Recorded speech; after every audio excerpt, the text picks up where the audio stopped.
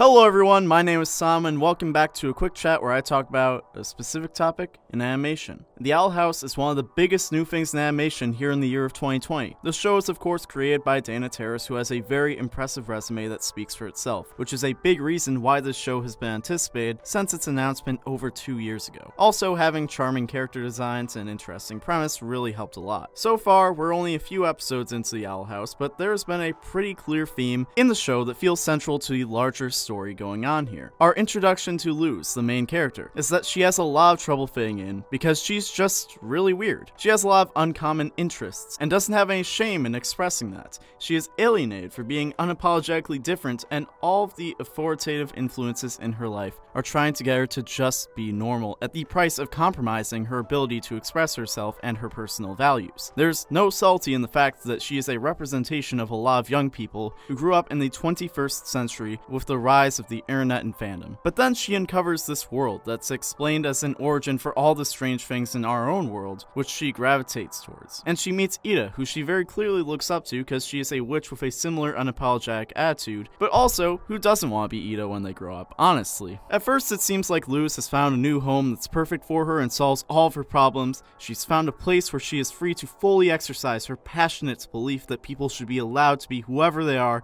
and express themselves freely, no matter how weird or cringy they may be, which she states loudly, coming across as both preachy and heavy-handed, because this is being expressed through a character that is a child, in the way that a child would express that. A child that is at that age where she is just discovering her sense of self as she passionately searches for her place in the world. A child that is rebelling against a world that denies her sense of self. A child that is not articulate enough to express these feelings in a way that doesn't feel overbearing. And a child that does not have the perspective to see how narrow her worldview is. So as a result, Luz making statements on this topic is not speaking on behalf of the show's voice, or acting as a surrogate to tell the audience exactly what the show wants the audience to take away. Luz is speaking on behalf of Luz, the character. She's telling us who she is and where her heart is, so we have context before things start moving. But going based on the first episode, it may seem like the former, until you get to the next episodes, where we see how Luz actually fits into this new world, and the initial framing starts to be subverted. Because it just wouldn't make sense to have a story about a girl who was rejected in her own world and jumps to a new one to fit in perfectly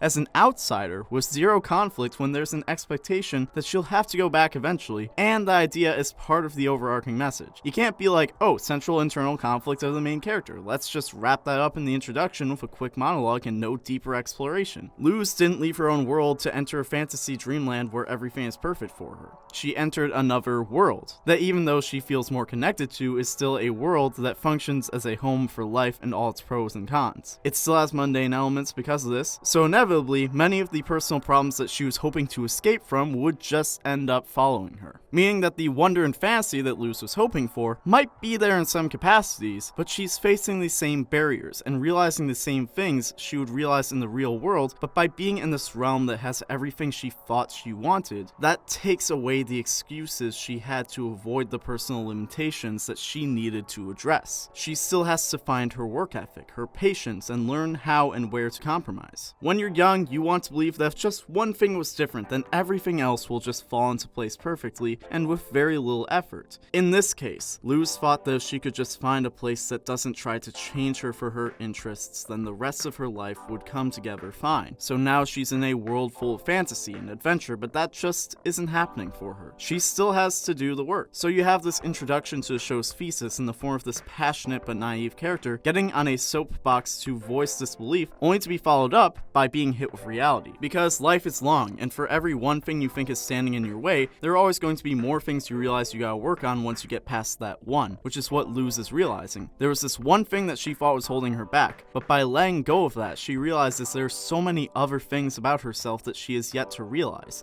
And with the help of Eda, we're seeing a story of her start to grow and discover a more tangible sense of self for a world that's only providing a sense of clarity for her. And doing so with the influence of Eda, who despite being a very laid-back and rebellious character, you can tell she doesn't have a deadbeat personality and has a sense of responsibility. She has a strong moral compass and can see where Luz is coming from, why she's struggling, and what she still has to learn in order to be who she knows she can be. And Eda is in touch with the same spirit that Luz has to know how to approach the situation, probably because Eda was the same way at some point in her life, making her a more effective teacher and influence than the ones in Luz's life on Earth. And that was basically the whole point of the second episode. Eda was throwing Luz out into the world with King to make sure nothing too bad happened to her, but also just in general to make her realize everything we've talked about on her own. Because it's a basic fact of life that if you try to tell a kid how delusional they're being, then you're just gonna come across as condescending to have them double down and push back against what you're telling them. That's why Luz's mother and teachers and all the adults in her life were not doing her any favors by trying to force her to change. Sometimes kids need to experience for themselves why their perception of reality is flawed by seeing it fail to hold up in practical situations. So Eda takes the path of saying, fine,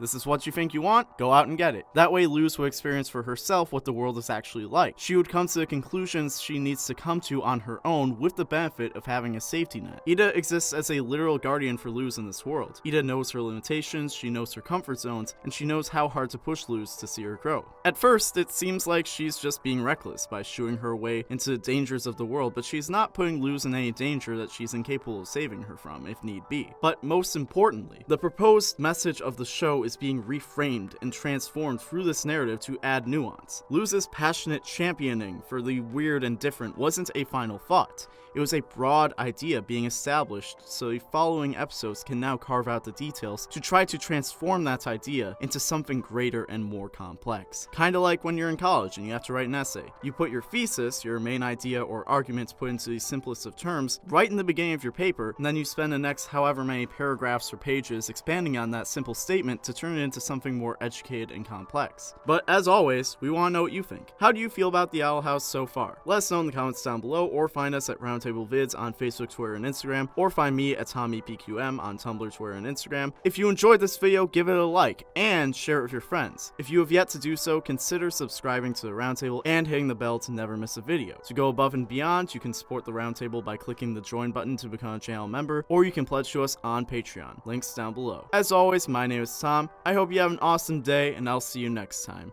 See ya!